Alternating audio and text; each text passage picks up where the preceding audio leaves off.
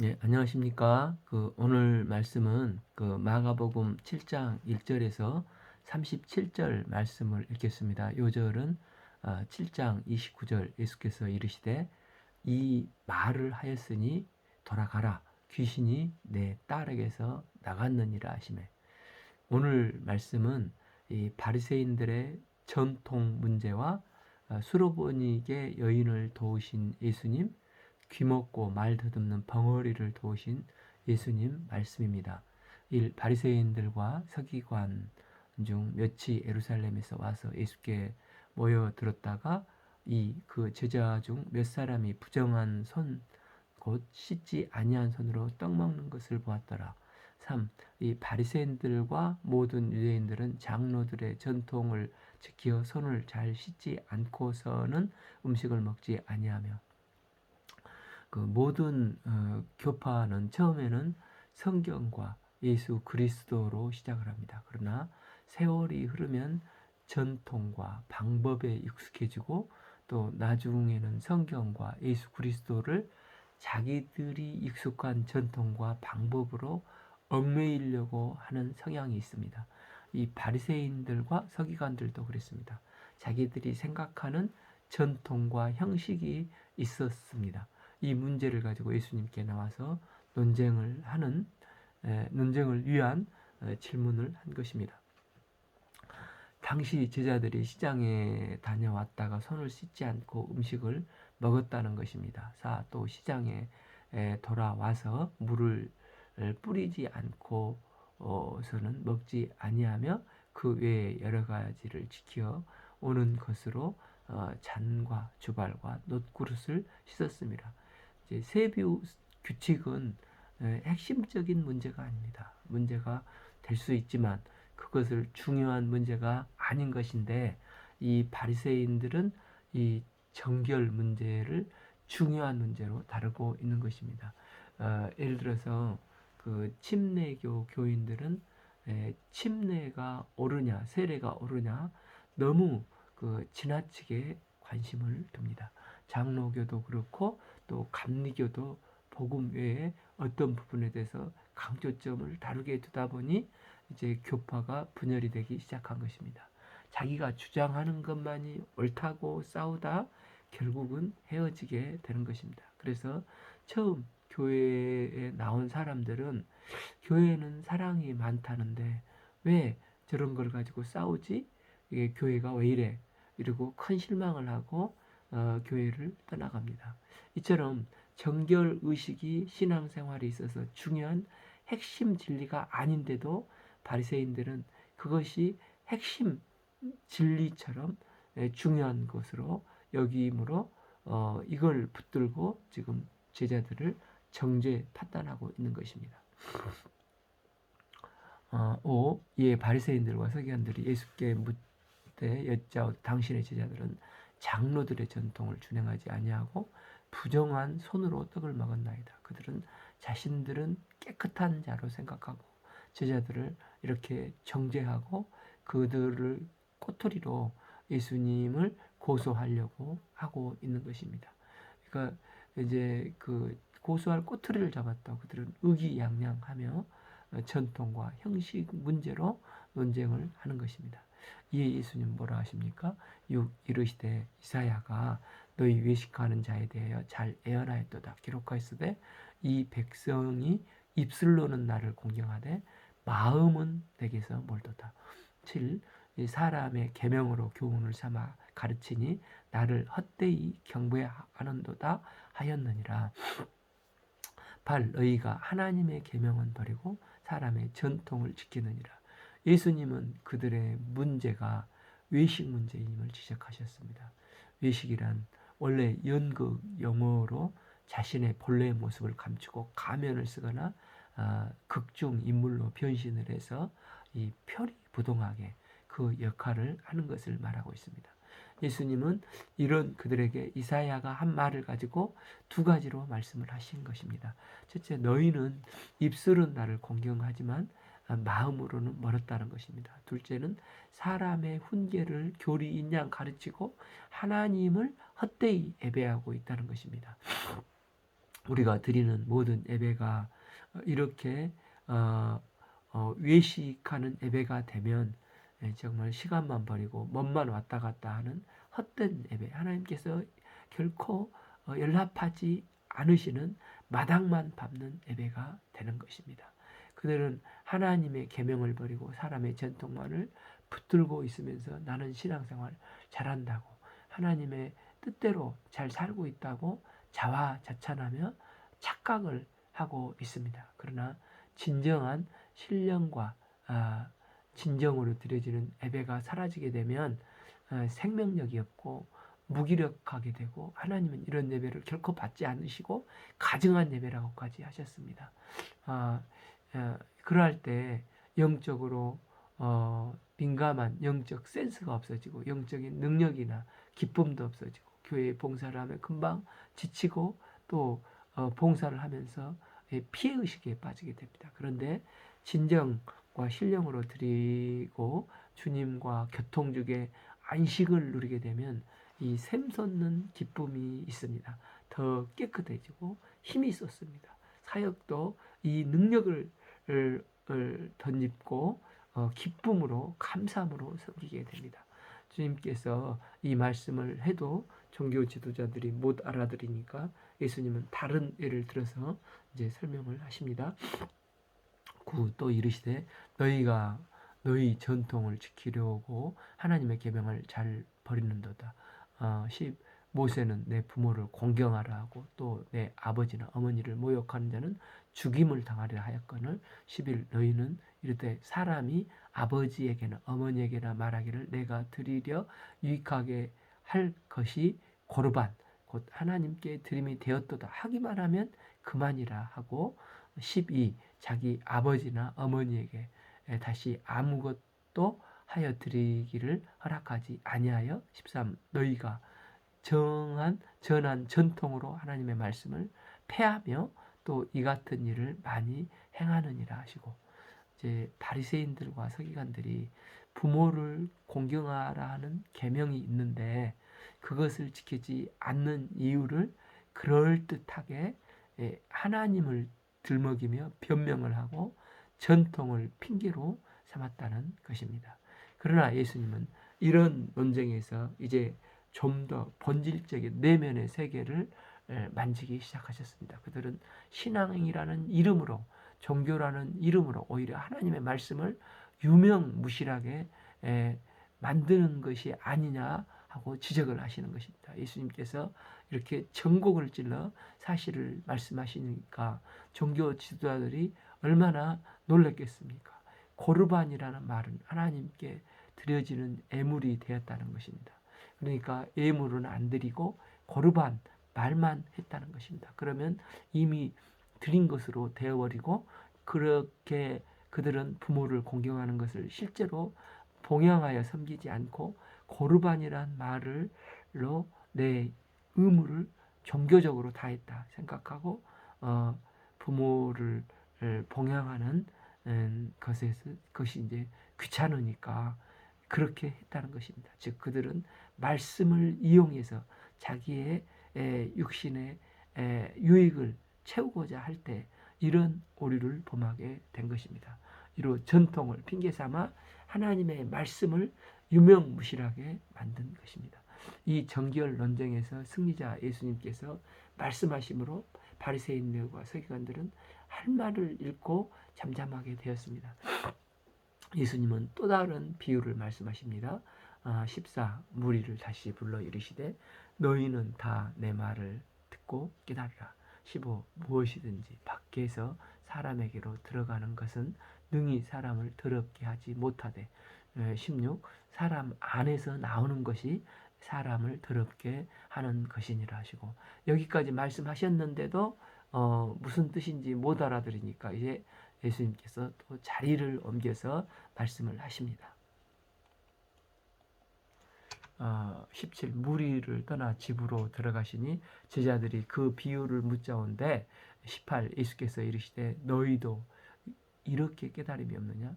무엇이든지 밖에서 들어가는 것이 능히 사람을 더럽게 하지 못함을 알지 못하느냐?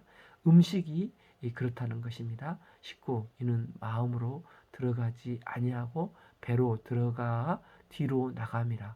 이러므로 모든 음식물을 깨끗하다 하시니라. 더러운 음식을 먹는 사람은 없습니다. 더러운 음식을 깨끗이 씻고 또 농약이 있을까봐 걱정이 돼서 깎아서 먹지 않습니까? 더러운 음식은 몸 안으로 못 들어가기 때문에 사람의 밖에서 안으로 들어가는 것은 깨끗합니다. 그런데 반대로 뱃속에서 나오는 것은 어떻습니까? 이제 한마디로 더럽습니다. 또 20, 또 이르시되 사람에게서 나오는 그것이 사람을 더럽게 하느니라. 21, 속에서 곧 사람의 마음에서 나오는 것은 악한 생각과 곧 음란과 도둑질, 살인과 22, 간음과 탐욕과 악독과 속임과 음탕과 질투와 비방과 교만과 우매함이니. 23, 이 모든 악한 것이 다 속에서 나와 사람을 더럽게 하느니라. 이런 12가지 이 악한 생각들이 모두 우리 안에서 나오고 마치 더럽게 하는 배설물과 같다는 것입니다. 그 배설물이 다 이런 생각으로 합성되어서 나온다는 것입니다. 그래서 켈빈은 인간의 마음은 악의 제조 공장이라고까지 했습니다. 그래서 범죄한 인간의 마음은 이렇게 악의 생각을 하게 된다는 것입니다. 몇 달 전에 그 성철 스님에 관련된 동영상을 자세히 찾아 들여다 본 적이 있는데, 이분은 16년을 쌀가루와 솔잎가루만 먹고 살았다고 합니다. 이 8년을 장좌불화, 즉 눕지도 않고 자는 고행을 했다는 것입니다. 그러나 이분이 마지막으로 유언이 남긴 열반석이라는 게 있는데, 나는 한평생 무수한 사람을 속였다. 그 죄의 업이 하늘에 가득 차 수미산보다 더하여 산채로 지옥불로 떨어지겠다는 것입니다. 이렇게 돌을 많이 닦고 수양을 많이 한 사람도, 선하게 살려고 발부둥 쳤던 사람도 마지막 고백이 내가 사람을 속였다는 것입니다. 그러니까 솔직하게 죄악된 본성을 인정하는 것이 아닙니까? 그러니까 범죄한 후 인간의 머릿속은 아무리 아름답게 화장을 하고 또 정장의 옷을 입는 사람이라도 만약에 성령의 칼로 그 마음을 잘라본다면 그곳에 지금 말씀하신 12가지 죄악의 뿌리가 있는 것이 인간의 본질이라는 것입니다. 때문에 우리 신앙생활 중에 종교적인 위선과 가면에서 벗어나야 한다는 것입니다. 왜냐하면 위선에는 생명력도 없고 감동도 없고 기쁨도 없고 기적도 없습니다. 죄악된 내 속을 정결하게 하는 것은 위선으로 되는 게 아니라 오직 예수님의 보혈의 피를 의지해야 합니다. 이 보혈의 피가 이 내면의 죄악을 씻을 수 있습니다. 그러기 위해서 우리는 우선적으로 자신의 죄악됨과 욕심을 깊게 예수님 앞에 인정을 해야 됩니다. 말씀으로 정당화시키고 명분과 진리를 다 찾고자 위선에 포장을 하면은 더 냄새나고 배설물을 뿌리고 다니는 자가 되는 것입니다. 주님, 어찌합니까? 예수님 앞에서 천부여 의지 없어서 빈손 들고 주님 앞에 솔직하게 고백하고 주님의 은혜와 긍휼을 구해야 된다는 것입니다. 주님의 십자가의 보혈로 나가는 것입니다. 그래서 에베소서 1장 7절에서 우리는 그리스도 안에서 그의 은혜의 풍성함에 따라 그 피로 말미암아 속량 곧 죄사함을 받았느니라. 예수님의 보혈로 씻어지면 내가 죽고 이제 내 안에 예수 그리스도로 살게 될 때 정결함이 있고 생명력 있는 삶을 살 수가 있습니다. 예수님의 사랑만이 나를 위선에서 벗어나게 하고 예수님의 보혈만이 이 더러움을 깨끗게 하실 수 있습니다. 24 예수께서 일어나사 거기를 떠나 두로 지방으로 가사 한 집에 들어가 아무도 모르게 하려 하나 숨길 수 없더라. 아마 육신의 옷을 입고 계신 예수님께서 제자들을 중심으로 조용한 시간을 갖고자 북쪽 시돈 지방으로 가셨습니다. 그런데 이미 예수님의 소문은 거기까지도 쫙 퍼져 있어서 쉴 곳이 숨을 곳이 없으셨습니다. 25. 예, 더러운 귀신 들린 어린 딸을 둔 한 여자가 예수의 소문을 듣고 와서 일반적인 사역을 섬기다 지쳐 있으면 양해를 구하고 내일 와주면 좋겠다고 말을 하지 않습니까? 그런데 예수님은 귀신 들린 딸을 둔 한 여인을 거절하지 않고 피곤하신 가운데도 적극적으로 맞아주셨습니다. 예수님은 귀신 들린 어린 딸을 갖는 어미의 심정이 어떠할까? 그 속타는 부모의 심정을 이해하셨습니다. 귀신 들린 딸을 둔 어머니는 아침에 눈을 떠서 잠잘 때까지 한순간이라도 그의 눈을 딸에게서 뗄 수가 없었을 것입니다. 세수를 제대로 했겠습니까? 화장을 제대로 했겠습니까? 밥은 제대로 먹었겠습니까? 그래서 이 여자는 누군가 귀신을 쫓아낸다면 어디라도 쫓아가서 이 불쌍한 자기 딸을 자유롭게 해주고 싶었습니다. 그런데 예수님이 이곳 이방까지 오셨다는 소식이 쫙 퍼져 있는 것입니다. 26. 그 여자는 헬라인이요 수로보닉의 족속이라 자기 딸에게서 귀신 쫓아내 주시기를 간구하거늘 자식이 아프면 부모 눈앞에 보이는 것은 아무것도 없습니다. 이 여자는 예수님께 죽을 만큼 간절히 이 귀신을 쫓아 주시기를 간절히 간구했습니다. 27. 예수께서 이르시되 자녀로 먼저 배불리 먹게 할지라 자녀의 떡을 취하여 개들에게 던짐이 마땅하지 아니하니라. 이렇게 간절히 구했는데 예수님은 평소 예수님의 모습이 아니십니다. 여기서 자녀는 선택받은 이스라엘 백성, 개는 분명 개처럼 여겼던 이방 여인이었을 것입니다. 그런데 왜 예수님이 이렇게 소외당하고 외롭고 희망이 없는 가련한 여인에게 이런 매정하고 혹독한 말을 하시는 것입니까? 여자가 이 말을 들었을 때 얼마나 그 상처가 되기 쉬웠겠습니까? 이 여자가 소리를 지르고 어떻게 예수님이 그럴 수가 있습니까? 됐어요. 그러면 그렇지 식민지 나사렛에서 뭐가 훌륭한 게 나오겠어? 할 수 있었을 것입니다. 그럼 그렇게까지 심하게 하신 예수님의 의도는 무엇이었습니까?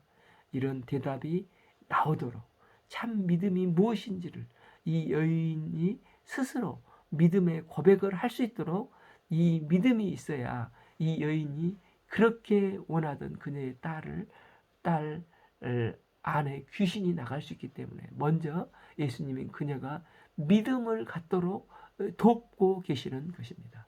그런데 여자는 어떻게 말을 합니까? 28 여자가 대답하여 이르되 주여 올소이다마는 상 아래 개들도 아이들이 먹던 부스러기를 먹나이다. 지금 이 여자는 오직 딸을 살리고자 하는 심정이 너무 절실했습니다. 이 여인은 비록 개 취급을 받으면서 자존심이 짓밟히는 말을 하였는데도 그것에 전혀 중요성을 느끼지 않고 자존심을 내세우지 않았습니다. 또한 이 여인은 상처를 받지 않았습니다. 얼마나 많은 사람들이 교회에서 상처받았단 말을 말합니까? 상처를 주면 no thank you 하거나 그 언젠가 그 장나라가 말한 것처럼 반사하고 반사를 시켜버리면 되는 것입니다. 그런데 상처를 주면 아멘 하고 넙죽넙죽 잘 받아먹다가 이 상처에 소화불량이 생긴 것입니다. 특별히 자기 인격과 자기 개인을 무시하는 말을 들린 것 같으면 심히 상해서 또 서로에게 나중에 큰 서로가 상처를 받는 것입니다. 그런데 이 여인은 자기 딸이 귀신 들려 너무 힘들어한 것을 보면 그런 소리가 안 들리는 것입니다. 반면 이 여인은 놀랍게 예수님을 뭐라고 말씀하셨습니까? 주여 올소이다마는 주여라고 고백을 했습니다. 우리가 지난번 그 1차 예수 배 안에서 훈련 받을 때 제자들이 예수님을 뭐라고 불렀습니까? 마가복음 4장 38절 선생이여 우리가 죽게 된 것을 돌아보지 아니하셨나이까. 선생님이라고 불렀습니다. 마가의 맥락에서 예수님을 향해 직접적으로 주여라고 부르는 것은 이 여자가 처음입니다. 그리스 문명권에서 그 시대의 주 큐리어스는 로마 황제에게 쓰이는 단어입니다. 이 여자는 로마 황제에게 쓰는 호칭을 예수님께 지금 쓰고 있는 것입니다.